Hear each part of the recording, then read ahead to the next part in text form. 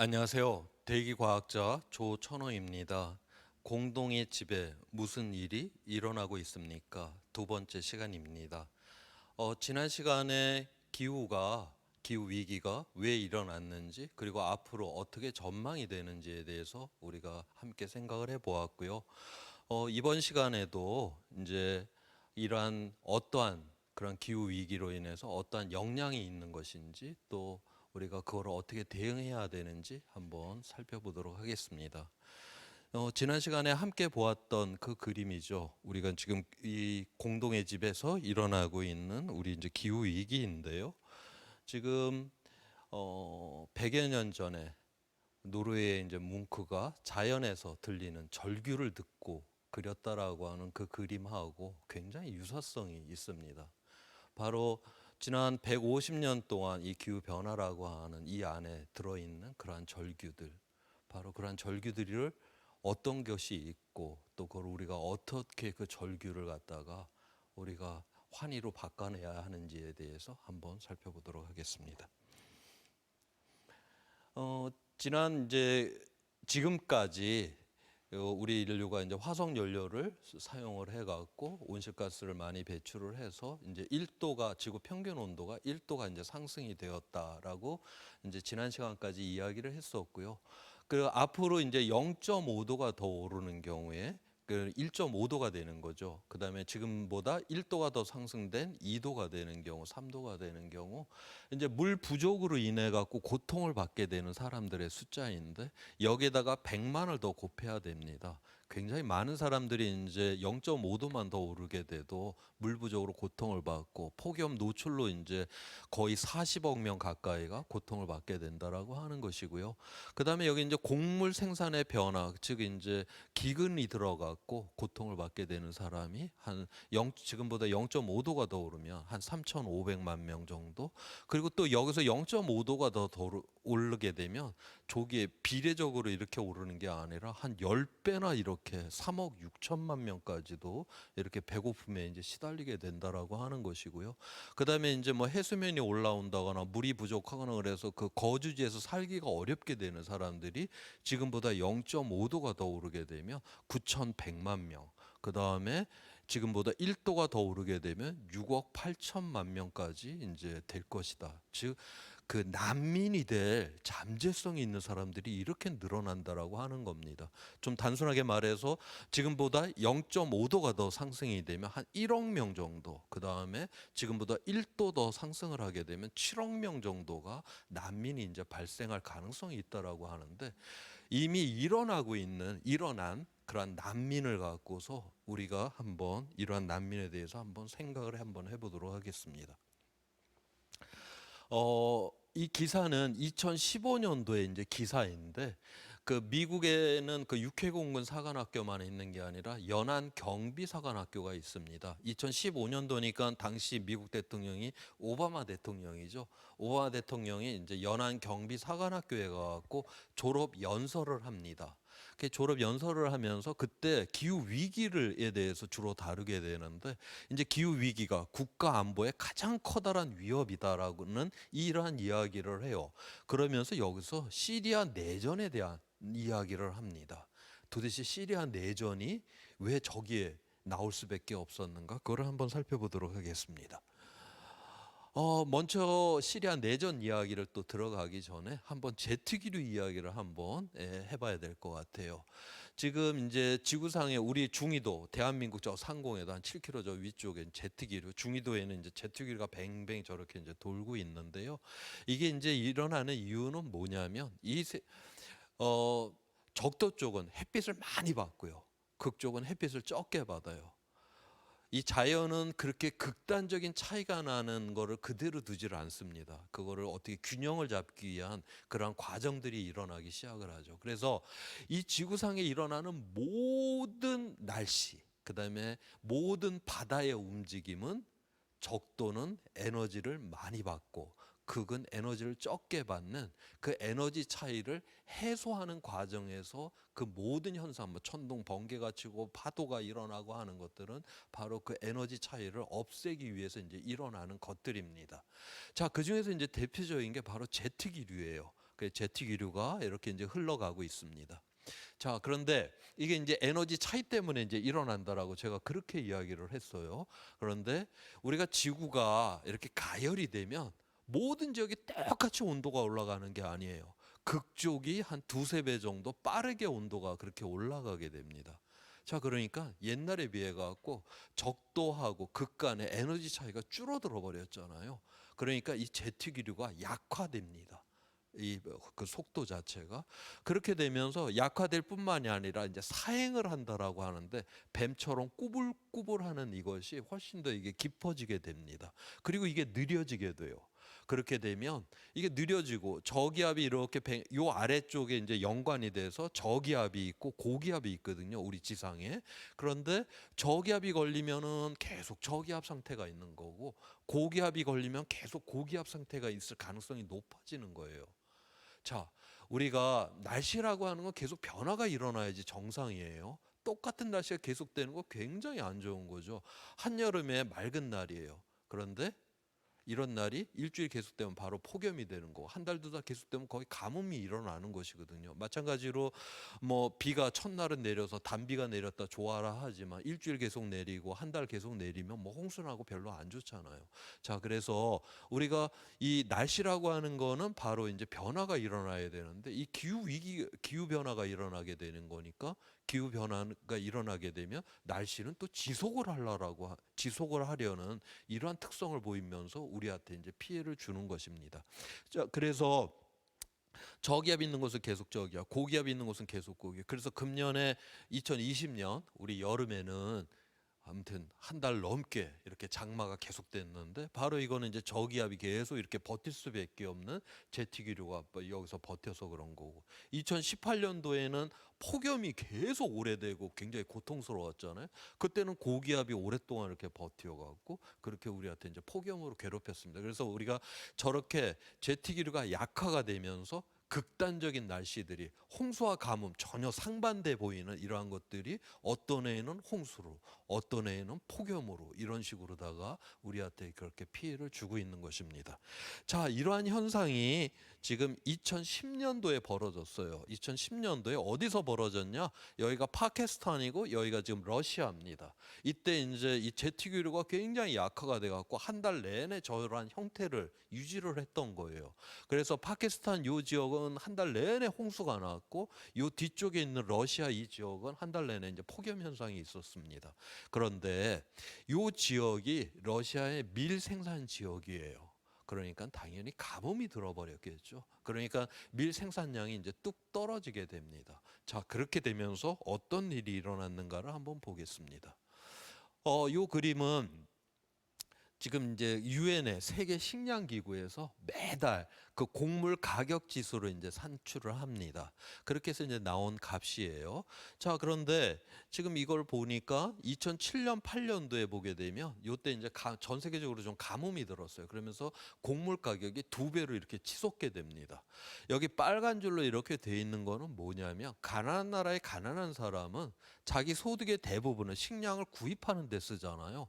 근데 갑자기 곡물 가격이 두 배가 됐어요. 그렇게 되면 사람은 그렇게 먹을 게 이렇게 확 줄면 뭐 배고픔을 굶주리고 그렇게 견디냐? 그렇지가 않죠. 앞서 지난 시간에도 중국의 역사에서도 배고픔이 일어나니까 농민 반란이 되고 왕조가 무너지는 이런 사태까지 가잖아요. 당연히 폭동이 일어나게 됩니다. 바로 이게 빨간 줄 하나하나가 바로 폭동이 일어난 시점이에요. 그리고 폭동이 일어난 나라 가로 안에 있는 건 폭동으로 사망한 사람의 숫자입니다. 곡물 가격이 쫙 올라가니까 폭동이 쫙 하고 일어나요. 참 어떤 면에서 비참하고 정말 슬픈 그러한 어떤 그림 결과를 여기서 지금 보여주고 있습니다. 2010년도에 또다시 그런 일들이 벌어졌잖아요. 앞서 러시아의 밀 생산 지역에 바로 가뭄이 들었다라고 이야기를 했잖아요. 러시아가 밀을 수출을 하는 나라입니다. 근데 저 해에는 딱 걸어 잠굽니다. 자기 국민부터 먹여 살리려고 달려들 거 아니에요. 그러자 밀가루 가격이 두세 달 사이에 6, 70%가 쫙 올라가게 됩니다. 2010년도 이제 기억하시는 분들 계시겠지만 그 튀니지, 리비아, 이집트 모든 아랍 국가가 아랍의 봄이라고 그러죠. 그 어떤 그 데모가 일어나고 폭동이 그렇게 일어났었습니다. 그거는 밀가루 가격이 폭등이 되었기 때문에 사회적인 폭동이 일어나는, 그래서 이러한 어떤 사회적 불안정성이 이제 극대화가 되는 것이 바로 전 지역에서 그렇게 일어났었습니다.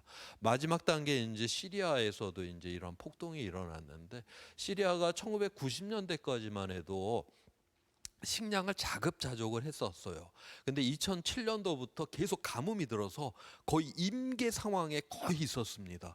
거기에 갑자기 밀가루 가격이 6, 70%가 올라가게 되는 거니까, 그러니까 이제 결국 내전이 일어났죠. 그다음에 IS라고 극렬 분자가 또 나타나게 되죠.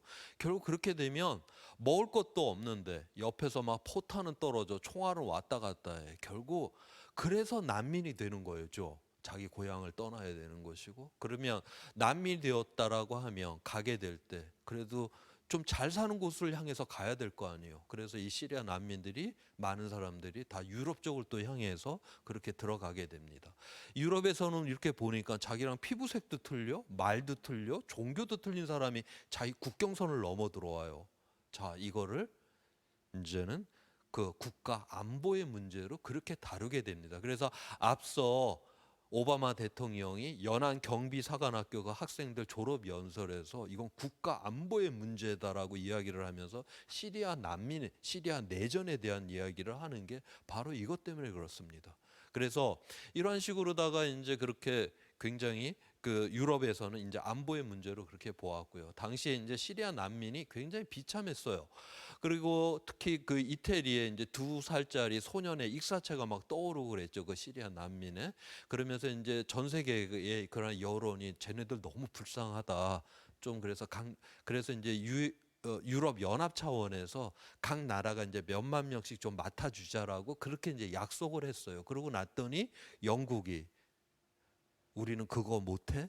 그래서 한 게 바로 브렉시트의 이유 중에 하나가 바로 저 난민을 받지 않겠다. 그래서 유럽을 떠나서 국경을 봉쇄를 하면서 우리는 난민을 안 받겠다라고 하는 상황까지 지금 이르게 된 것입니다. 그래서 결국 이게 2010년도에 러시아에 있었던 그 가뭄이다라고 하는 것이 엉뚱하게 시리아에 저런 어떤 문제를 일으켰고, 그게 다시 또 유럽의 문제가 되었고, 2010년도에 벌어졌던 사건인데 아직까지 이 문제가 해결이 되고 있질 않잖아요. 도대체 그럼 시리아 난민이 몇 명이길래 400만 명이에요. 지금 현재 국제 질서가 이 400만 명의 난민도 해결할 능력을 갖고 있지 않습니다. 그런데 제가 그 앞에 0.5도가 더 오르게 되면 1억 명 가까이가 난민의 잠재성이 있다라고 했고, 지금보다 1도가 더 높아서 2도 이상이 되게 되면 7억 명의 난민이 발생할 가능성이 있다. 야, 이러한 세상, 국제적인 이러한 사회 그 불안정성이다라고 하는 거는 우리가 상상할 수 없는 그런 국제적 불안정성으로 갈 수밖에 없다라고 하는 거를 바로 여기서 이야기를 해주고 있는 것입니다. 자, 앞으로 그러면은 이제 곡물 수확량이 어떻게 변화가 일어날 것인가를 이제 봐야 될 텐데요. 지금 현재 78억의 인구가 2050년이면은 90억 내지 한 100억까지 그렇게 인구가 증가하게 될 것이다. 그렇게 보고 있어요. 그 다음에 지금 이제 뭐 중국, 베트남, 인도 이런 나라들이 이제 경제가 막 성장을 엄청나게 빠르게 하고 있잖아요. 그 이러한 나라들이 성장을 하게 되면 결국 먹는 양이 늘어나죠. 우리도 뭐 60년대 굉장히 배를 골다가 좀 살만하기 시작하니까 지금 뭐 TV 다 틀어놓으면 온통 먹는 거, 그 푸짐하게 먹는 그런 거를 이제 보여주는 그런 세상으로 돌아가 버리잖아요. 그러면 결국 사람도 늘어나고 먹는 양도 1인당 먹는 양도 많아지고, 그래서 식량은 더욱더 많이 필요한데, 그럼 앞으로 그러한 많은 식량이 공급될 것이냐? 유엔의 이제 그 정부 간 기후 변화 협의체 거기에서 이제 나온 그 보고서의 그 결과입니다. 지금 이제 여기 파란색으로 표시된 거는 지금 이제 북쪽 같은 데가 예전에 이제 농사가 안 됐던 데 따뜻해지니까 농사가 가능한 지역이 생겼어요. 그다음에 이제 비가 안 오던 지역에 또 비가 와 갖고 또 농사가 가능하다든가 그렇게 해 갖고 농사가 가능한 지역이 늘어났습니다. 그건 파란색으로 표시가 되었고 그다음에 여기 누런색으로 표시가 된 거는 지금 이제 기후 위기로 인해 갖고 이제 농업 생산량이 줄어드는 지역이에요. 2029년도까지는 늘어나는 지역, 그다음에 줄어드는 지역이 어느 정도 상쇄가 될 것이다. 그렇게 보고 있어요. 그래서 이제 전체적인 생산량은 그대로 유지가 될 거다라고 그렇게 보고 있는데 30년 이후부터는 본격적으로 다 식량 생산량이 감소가 일어나는 그러한 추세로 가게 되는 것입니다. 우리가 기후 위기를 대응하지 않는다라고 하게 되면 그래서 우리가 훨씬 더 많은 식량이 더욱더 필요한데 이제 그거를 공급할 수 없는 이러한 상황이 되었을 때 바로 이러한 거로부터 전 세계적인 어떤 그런 불안정성이 일어날 이러한 어떤 기반들이 지금 하나하나 지금 이렇게 만들어져 가고 있다라고 하는 겁니다. 자, 그다음에 이제 식량과 관련된 이야기를 했고요. 지금 이제 코로나19의 우리 상황이기도 하기 때문에 한번 감염병 이야기를 한번 해보고자 합니다. 서기 이제 기원 후부터 해갖고 보게 되면 이제 몇백 년에 한 번씩 아주 감염병이 엄청나게 그렇게 돌았어요. 그래서 뭐 수천만 명씩 우리 뭐 중세 그때 뭐 그 흑사병으로다가 어마어마하게 많은 사람들이 수천만 명이 이렇게 죽어나가고 했잖아요. 그렇게 이제 1800년대 이전까지는 이제 몇백 년에 한 번씩 이렇게 감염병이 크게 이렇게 이제 발생을 했었는데 1800년대에는 자그마치 4개가 발생을 합니다. 감염병이 100년 동안에 4개가 발생을. 1900년대에도 4개가 발생을 했어요. 100년 동안에. 그런데 2000년대 들어와서 지금 2020년까지 해갖고 지금 보게 되면 5개가 지금 발생을 했습니다.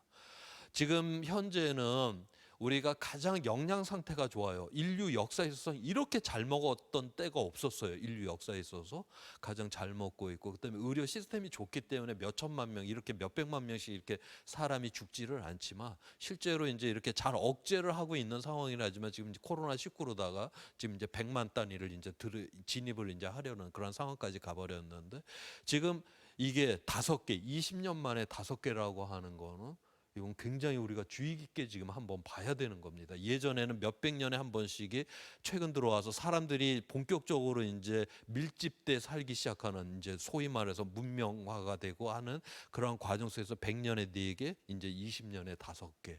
앞으로 더욱더 이 빈도수가 많아지게 될 것이다. 이건 이제 통계적으로 보았을 때 이제 이렇다라고 하는 것이고요. 왜 이런 일이 일어날 수밖에 없는가에 대해서 한번 살펴보도록 하겠습니다.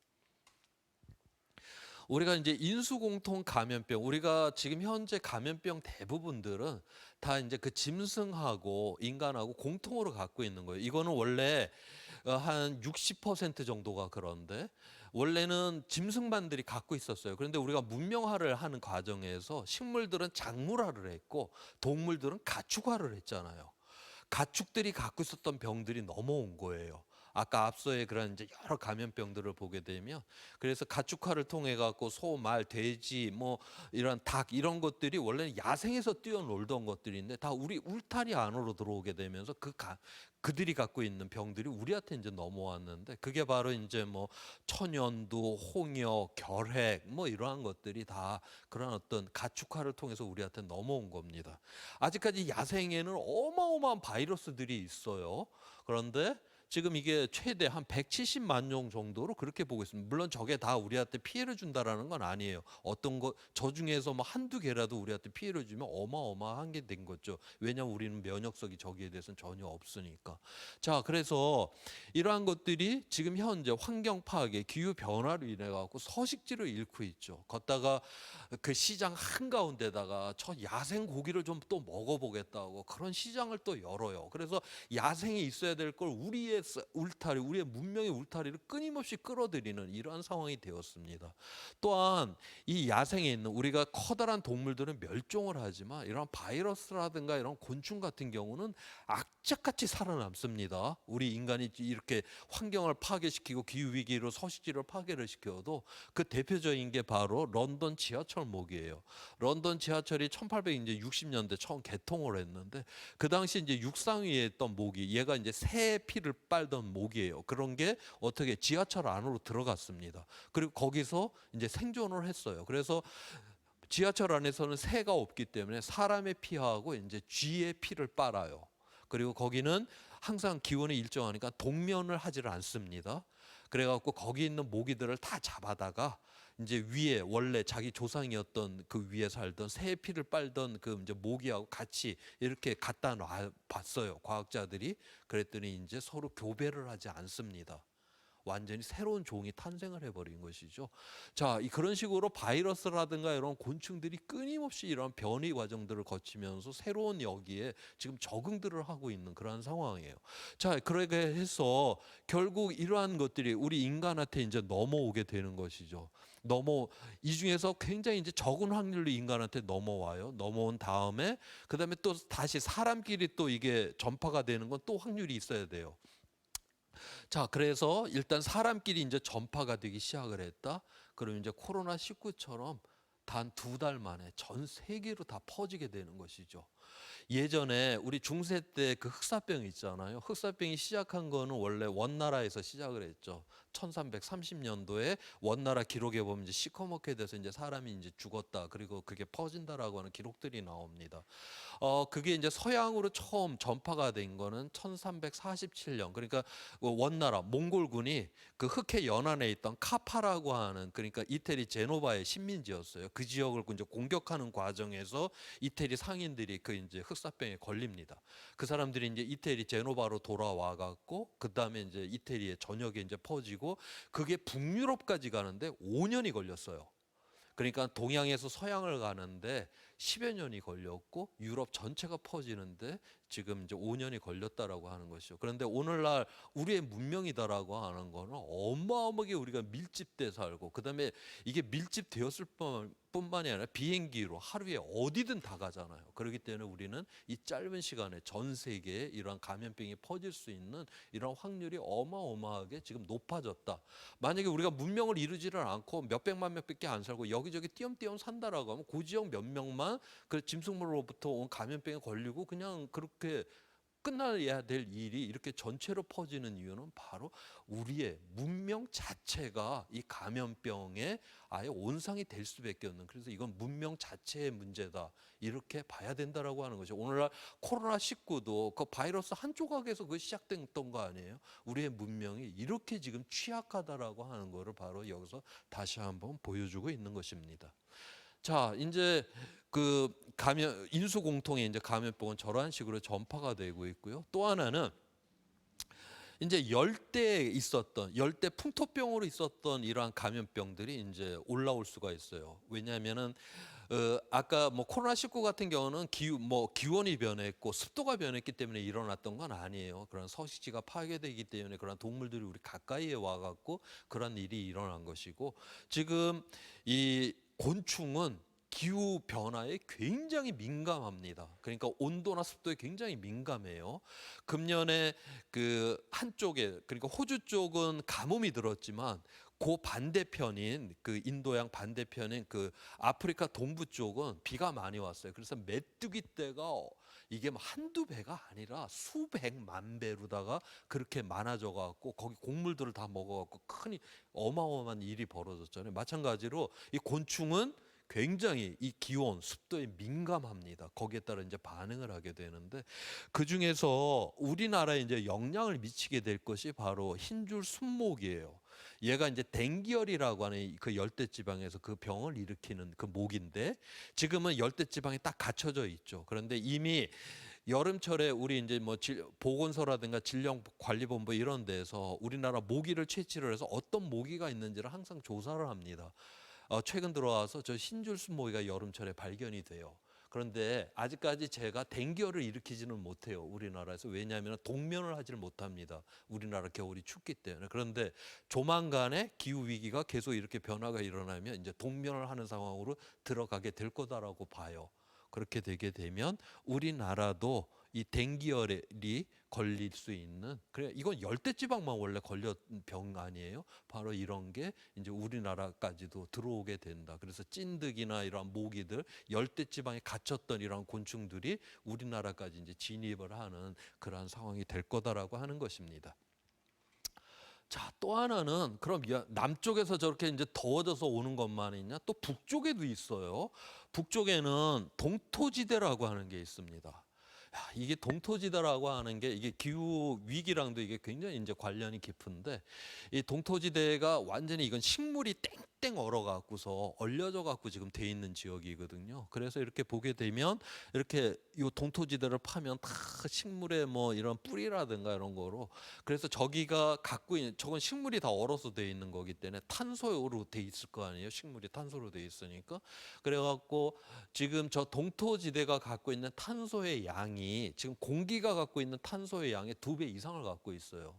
지금 이제 온난화가 일어나게 되면 저런 지역이 이제 녹게 되면 메탄이라고 하는 이산화탄소보다 이제 30배나 강한 그런 이제 탄소가 나오게 되는 것입니다. 그렇게 되면 나왔으니까 또 이제 온도를 높였으니까 동토지대를 더 녹이고 하면서 이제 더욱더 이제 문제를 일으키겠죠. 자, 그런데 요 안에 보니까 지금 이게 식물만으로 이렇게 돼 있는 게 아니라 이런 뼈다구 같은 동물 뼈 같은 것도 있잖아요. 지금 그러니까 식물만이 저기서 죽어서 있는 게 아니라 저 당시 살았던 이런 동물의 사체라든가 이런 것들도 그대로 남아 있는 거예요. 자, 이 영구 동토층은 춥고 산소가 없고 어둡고 미생물과 바이러스를 아주 잘 보존을 할 수 있는 냉동 저장 장치인 겁니다. 진짜 실제로 과학자들이 저기를 이제 분석을 해서 뭐 바이러스라든가, 그러니까 지금 현재 우리가 알고 있는 바이러스가 아닌 그러한 바이러스도 찾아내고요. 앞서 제가 그 스페인 독감 이야기를 했는데 그 바이러스가 어떻게 생겼는지를 몰랐어요. 그런데 그 알래스카에 있는 그쪽에 그 시신 중에 한 시신이 이제 그 스페인 독감으로 사망한 그 시신이 그대로 잘 보존이 돼 갖고 그 시신으로부터 우리가 바이러스를 갖다 과학자들이 스페인 독감이 이렇게 생겼구나 하는 것도 그 알래스카의 시신을 갖고 우리가 알아냈고요. 그다음에 75년 전에 탄저병이 돌아갔고 그 당시 이제 그 술록들이 굉장히 많이 죽었습니다. 근데 이제 워낙 추웠으니까 바로 다 그냥 얼었죠. 그냥 사체가 땡땡 얼었었는데 10여 년 전에 그 시베리아 그 지역이 한 10도 정도가 높았습니다. 그때 그 어떤 사체가 녹았어요.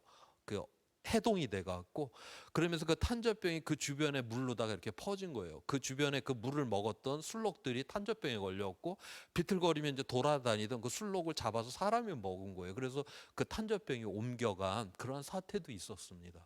그래서 우리가 이 지역은 잘 몰라요. 그렇지만 이 지역이 다 녹게 된다라고 하면 아까 온실가스도 나오는 그런 문제도 있지만 이게 이제 어느 정도까지 녹을 거다라고 보냐면 만약에 우리가 극단적으로 배출을 한다라고 하면 금세기 말에 지금 이제 북반구의 한 4분의 1을 차지를 해요. 이 동토지대가 북반구의 그 대륙의 4분의 1을 차지를 하는데 알래스카 면적까지도 줄어든다. 그 크기 자체가. 그러면 저기서 풀려 나오는 우리가 알지 못하는 그러한 바이러스 세균들이 어떤 영향을 미칠 것이냐, 이러한 부분들이 있다라고 하는 겁니다. 그래서 지금 현재 우리가 감염병이 최근 들어와서 계속 이게 지금 이제 많이 그렇게 발생을 하고 하는 그러한 이유들이 바로 이것도 기후 위기가 이 안에 있다라고 하는 것을 바로 이야기를 해주고 있는 것입니다. 자, 그래서 그 밖에도 뭐 물 문제라든가 여러 뭐 도시 문제 여러 가지가 있지만 이제 다 이야기하기는 어렵고요. 이제 대표적인 것들만 이야기를 했고 지금 현재 이제 급변적이고 비가역적인 이 위험의 수준이다라고 하는 걸 봐야 되는데 이 기후 위기가 이렇게 점진적으로 이렇게 조금씩 일어나는 게 아니라 어느 날 돌변적으로다가 우리 눈앞에 그렇게 이제 드러난다라고 하는 것입니다. 자, 이거는 뭘 이야기를 해주냐면 이제 2001년도가 이 유엔에 그러니까 정부 간 기후변화 협의체 IPCC 여긴 기후 과학자들이 모이는 것인데 그때 2001년도에 3차 보고서가 나왔었어요. IP 3차 보고서가 나왔고 2007년도에 4차 보고서, 2013년도에 5차 보고서, 2018년도는 특별 회의를 했습니다. IPCC에서 인천에서 모여서 특별 회의를 했던 그 결과를 나타내고 있고 여기서 이 빨간색이 강하면 강할수록 저런 여기서 급변적이고 비가역적인 급변이다라고 하는 갑자기 변하는 것이고 비가역 회복할 수 없는 그 상태를 의미를 해요. 비가역 뒤로 못 돌아간다라는 의미 아니에요. 바로 그 상태가 우리가 그러니까 2013년 이전까지만 해도 한 4도 이상이 돼야지만이 지구 평균 기온이 4도 이상이 돼야지만이 우리가 되돌아갈 수 없는, 그러니까 문명이 붕괴될 정도의 그런 파국 상태로 들어간다, 그렇게 보았는데, 그 뒤로 계속적으로 과학의 결과들이 새롭게 이제 데이터들이 모아지고 하면서 점점 명백해지고, 이 기후 위기가 점점 빨라지고 강화가 되게 되면서, 좀 보세요. 이 위기가 돌발적이고 급변적이고 비가역적인 위기가 점점 아래쪽으로 내려오죠. 그래서 지금 2018년도에 인천에서 모였던 그 IPCC 총회에서 기후 과학자들은 어떻게 이야기를 했냐면, 1도에서 2도 사이에서도 이런 일이 일어나도 별로 놀라운 일이 아니다라고 그렇게까지 선언을 지금 한 상황입니다. 지금 저게 점점 지금 명확해져 갖고, 그래서 옛날에는 4, 5도 정도가 돼야지 문명이 붕괴가 된다라고 했는데, 지금 1도에서 2도, 그러니까 내일 뭔가 돌발적이고 급변적인 게 일어나는데 해도 과학적으로 이상한 게 아니다라고 하는, 지금 그렇게까지 우리가 지금 기후 위기가 일어난다는 걸 그렇게 오랫동안 이야기를 해왔는데도 아무것도 지금 하지를 않았기 때문에 여기까지 지금 인류가 지금 몰려 있는 그런 상황인 것입니다. 자, 그래서 이미 이제 활성화가 되기 시작한 그런 이제 급변적인 요소들이 지금 하나하나씩 지금 드러나고 있어요. 자, 그래서 여기서 이 티핑이다라고 하는 거는 이제 어떤 의미냐면, 우리가 그 한 방울이 딱 떨어졌었을 때 완전히 이제 새로운 세상으로 간다는 건데, 우리가 이제 물컵 위에 물을 한 방울 한 방울을 떨어뜨립니다. 그러면 물컵보다 이제 물 높이가 점점 높아지는데, 그 전까지는 계속 물 높이를 높였어요. 그런데 그 한 방울이 딱 떨어지는 순간 그 높아진 물방울이, 그 물 높이가 한꺼번에 다 무너져 버리죠. 티핑.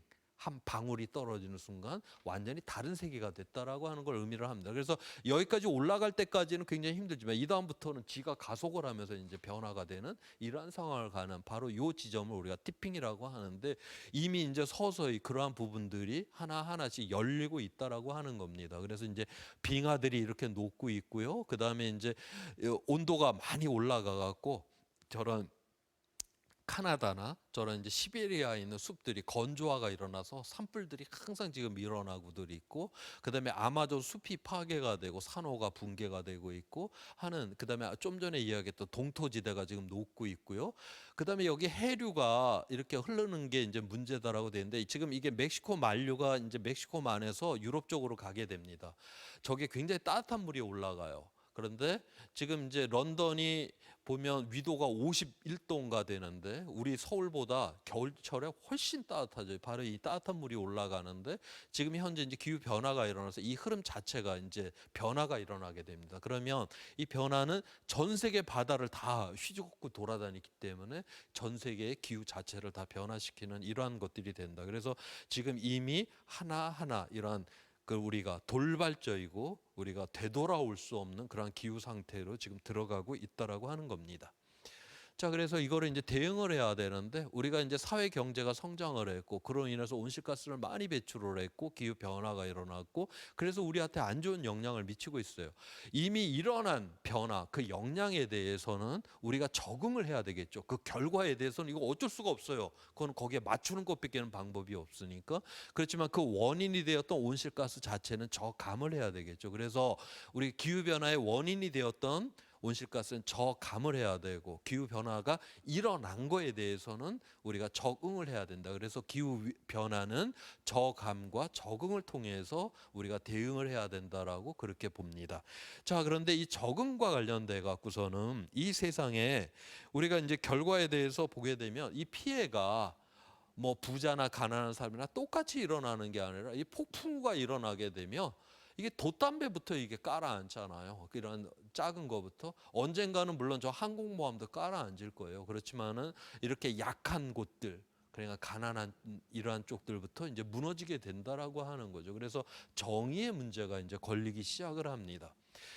지금 현재 이제 기후 위기로다가 고통을 받고 있는 나라들을 보게 되면, 이제 남태평양에 있는 섬 나라들, 그다음에 해수면이 고도가 굉장히 낮은 방글라데시, 이런 나라들이 막 이 물이 올라와 갖고 섬 나라들은 나라가 없어지려고 그러고, 그다음에 이 방글라데시는 바닷물이 막 농토지대에 다 들어와서 그 농토를 못 쓰게 됐어요. 이런 나라들은 온실가스 배출하고 아무 상관도 없는데 피해는 제일 먼저 보는 거죠. 우리나라에서도 자연 재난이 일어났다 이러면은 다 대부분 다 가난한 사람들이 그 피해를 고스란히 입게 됩니다. 자, 그렇기 때문에 우리가 이러한 기후 위기로 일어난 이러한 결과들은 이러한 약한 자들, 가난한 자들한테 피해가 가기 때문에 우리가 정의의 문제로 좀 다뤄야 된다라고 하는 이런 측면이 있고요. 그다음에 이 온실가스 저감과 관련돼서도 지금 보면 전 세계 제일 잘 사는 소득 수준 최상위 10%가 온실가스의 49%를 배출을 합니다. 그다음에 하위에 전체 50%, 가난한 사람 50%는 고작 10%밖에 배출을 하질 않아요. 자, 우리가 기후 위기다라고 하는 거는 전 세계 문제예요. 그렇다라고 해서 전 세계가 어깨를 걸고 함께 이거를 뭐 줄이자 이런 이야기를 하면 안 되죠. 이거는 배출한 그 책임을 져야 되는 사람 보고 책임을 지라라고 그렇게 이야기를 하는 게 바로 정의입니다. 그래서 지금 여기 상위 10%가 좀 책임을 져라. 우리가 이렇게 이야기를 해야 된다라고 하는 것이고요. 만약에 이 상위 10%가 그렇다고 해서 뭐 줄여서 쓰지 말라라는 이야기도 아니에요.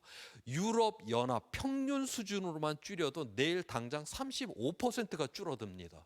그러니까 이 상위 10%가 어마어마하게 배출을 하는 거예요. 그래서 책임질 사람이 책임져야 한다라고 하는 정의가 바로 여기에 지금 또 들어가 있고요.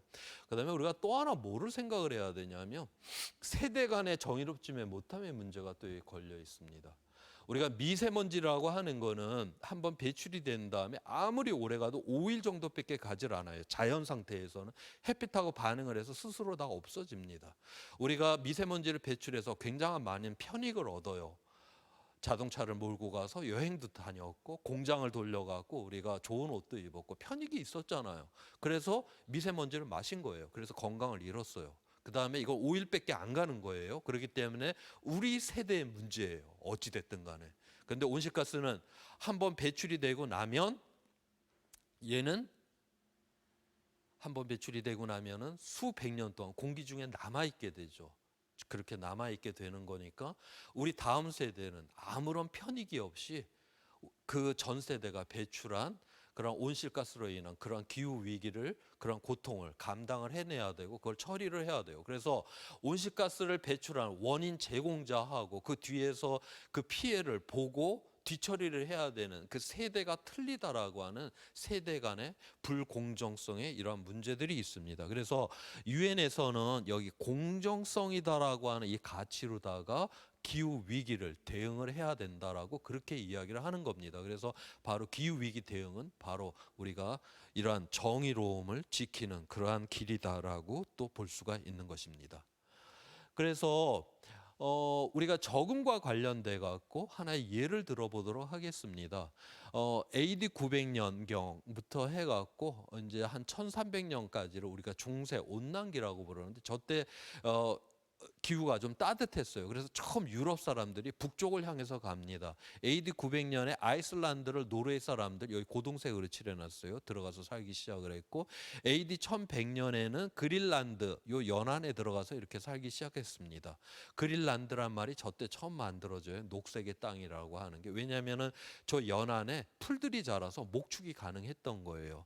자, 1300년이 되니까 이쪽 이제 북미 대륙에서 에스키모 계열 사람들이 넘어 들어와서 살기 시작했습니다. 1500년이 되니까 이 그린란드에서는 노르웨이 사람들은 다 사라지고 오직 그 에스키모 계열 사람들만 살아남았어요. 500년 전이라 해도 유럽의 문명이 에스키모의 문명보다 월등히 우수하죠. 그렇지만 저 변화된 환경에서 이 노르웨이 사람들은 그러한 유럽의 관습을 끊임없이 유지를 하려고 했던 겁니다. 근데 그게 생존에 아무짝에 도움이 되지가 않았던 거예요. 결국 그래서 저 유럽 사람들은 저 그린란드에서 완전 소멸을 했는데 반면에 이 에스키모 계열 사람들은 훨씬 더 번성을 하죠. 거기에 있는 아무튼 물개를 잡아먹고 그 가죽으로 옷도 해 입고 그 가죽으로 배도 만들어서 멀리 나가서 고래도 잡아다가 아무튼 그 고래 기름을 태워가면서 오히려 번성을 합니다. 그래서 우리가 변화되는 세상에서는 과거의 성공적인 방식, 그다음에 지금 현재 우수한 그런 문명의 우위들 이러한 것이 전혀 생존에 도움이 안 된다. 바로 변화된 그 환경에 맞추는 그러한 상황으로다가 가야지만이 생존이 가능하다라고 하는 것을 우리가 적응이다라고 하는 것을 통해서 우리가 확인을 할 수가 있습니다.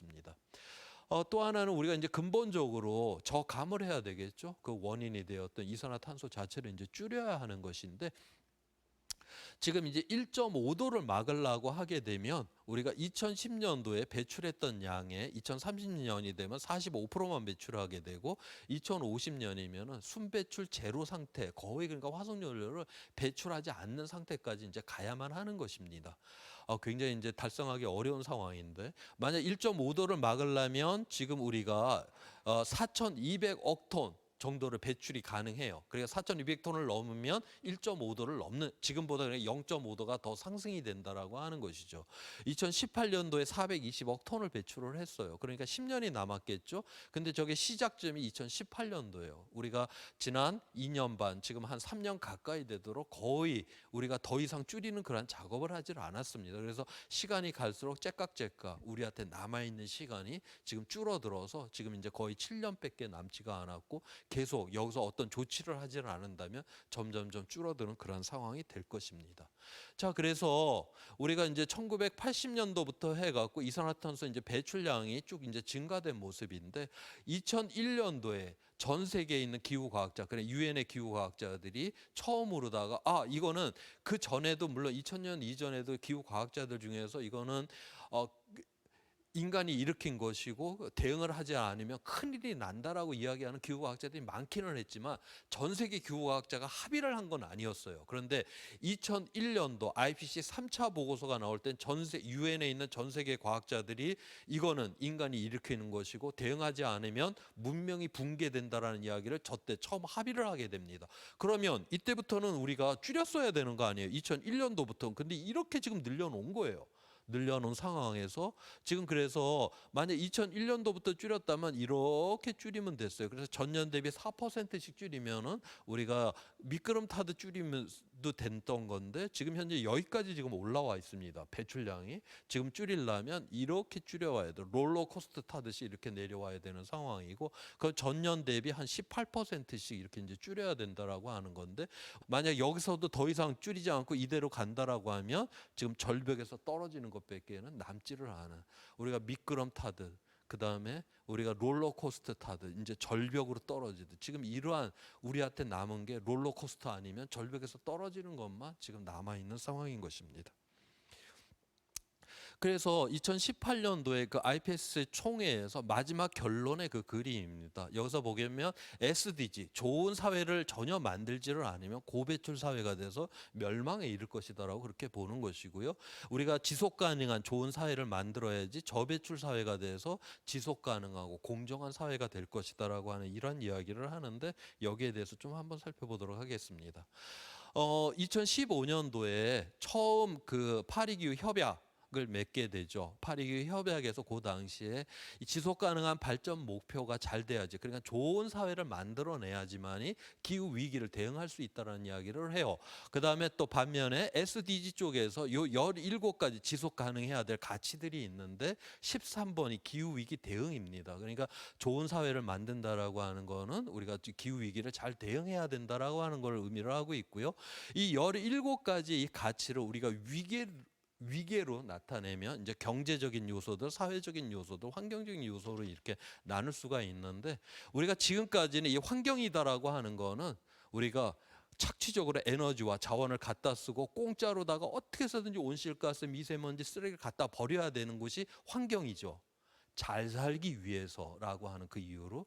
그 다음에 우리의 공동체 사회라고 하는 거는 끊임없이 우리가 경쟁을 시켜갖고 효율화를 높여요. 잘 살기 위해서다라고 하는. 지금까지 우리는 오직 경제 성장, 잘 산다라고 하는 이 성장에 매달려서 이렇게 달려왔는데, 이제는 더 이상 이게 불가능하다라고 하는 겁니다. 이제는 환경은 이게 유한하기 때문에 이 보전이 되는 이러한 상황을 만들어야 되는 거고, 사회라고 하는 건 우리가 경쟁에서 이기기 위해서가 아니라 서로 돌보고 아끼고 나누기 위한 것이 바로 사회여야 한다는 것이고, 경제는 이거를 지원을 해주는, 자 이때까지 우리가 살아왔던, 잘 살아보세요 하면서 달려왔던 방식에서 완전히 뒤돌아서 갖고 가야 하는.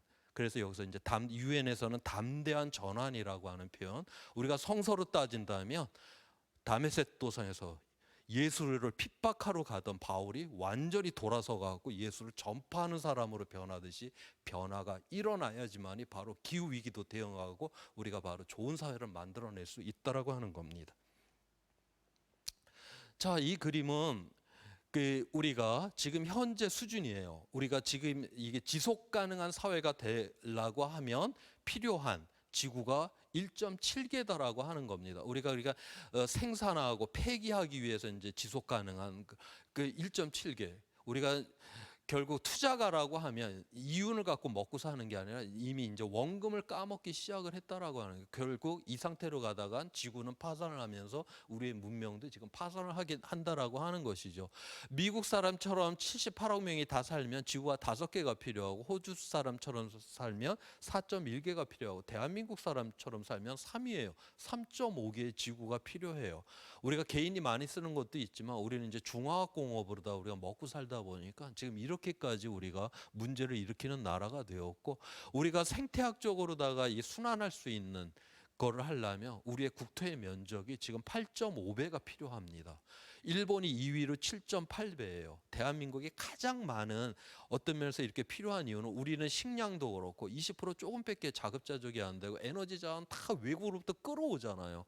결국 우리의 생존은 이 땅에 있는 게 아니라 바깥쪽에 있어요. 자, 그래서 산업화된 나라가 기후 위기를 갖다가 경험을 하게 된다라고 하면 대한민국이 첫 번째로 기후 위기에 고통을 받게 될 산업화된 나라 중에, 지금은 가난한 나라들이 이제 고통을 받고 있게 되지만 언젠가 산업화된 나라도 고통을 받게 될 텐데 그때는 바로 대한민국이 가장 첫 번이 될 가능성이 있다라고 하는 걸 여기서 이야기를 해주고 있습니다. 자, 그래서 우리가 지금 현재 이 위기다라고 하는 건 지구는 유한해요. 지구는 이제 유한한데 지금 우리의 욕망은 이제 무한한 것이죠. 바로 여기서 이제 더 이상 이 무한한 욕망처럼 이 지구가 계속 커졌으면 좋은데 만약 커진다면 이게 빵하고 풍선처럼 터져버릴 수밖에 없는 그런 상황이기도 하고요.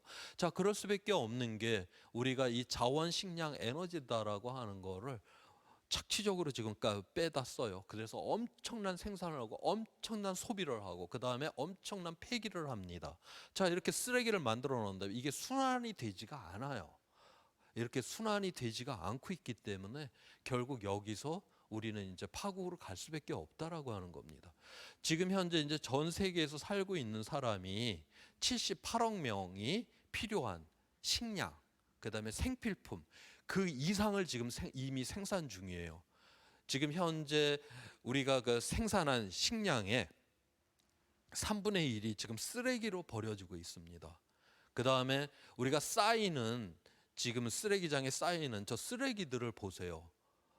옛날에 수십 년 전만 해도 대한민국 사람들이 봄, 여름, 가을, 봄, 여름, 봄, 가을, 그 다음에 여름, 겨울 옷 한두 벌 갖고 우리가 살았잖아요. 그런데 지금 어마어마하게 뭐 1, 2년 입고 다 버리면서 그렇게 살고 있어요. 우리가 어떤 면에서 굉장한 과잉된 그러한 삶들을 그렇게 살아가고 있는 것이죠. 지금 현재 정치가들은 끊임없이 성장을 해야 된다라고 외쳐요. 결핍이 있고 이 세상의 모든 문제를 해결하려면 성장을 해야 된다라고 그렇게 외치고들은 있는데 우리가 지금 성장을 못해서가 아니다라고 하는 것이죠. 만약에 우리가 필요에 결핍이 있다라고 하면 이건 성장을 못해서가 아니라 우리가 서로 돌보지 않고 우리가 서로 아끼지 않고 나누지 않고 있기 때문에 이러한 문제가 일어나고 있다. 우리가 이렇게 지금 다른 세상에 대한 이야기를 지금 해야 될 때가 되었다라고 하는 겁니다. 여기서 우리가 더 성장을 하게 된다라고 하는 거는 결국 우리의 이 유한성, 지구의 유한성을 넘는 우리의 욕망으로 인해서 우리가 이 문명이 붕괴가 된다라고 하는 것을 여기서 지금 이야기를 해주고 있는 것입니다. 그래서 궁극적으로다가 우리가 에너지는 항상 재생이 돼야 되는 것이고 자원은 순환이 되는 이러한 어떤 시스템을 만들어내야지만이 우리가 지속 가능한 그런 어떤 생존이 가능하다라고 하는 것입니다. 이거는 이제 맨 앞에 이제 보여줬던 그 그림의 이제 연결인데요. 지난 150년 동안 관측으로다가 기온이 쭉 이제 상승을 한 모습이고 2200년도까지 앞으로 미래 기후가 기온이 어떻게 될 것인가를 이제 보여주고 있습니다. 자, 맨 위는 2도 이내로 안정화시키는 상태이고요. 맨 아래는 극단적으로 다 온실가스를 배출하는 성장을 이제 쫓아가는 그러한 시나리오고, 가운데 이 두 가지 시나리오가 있습니다.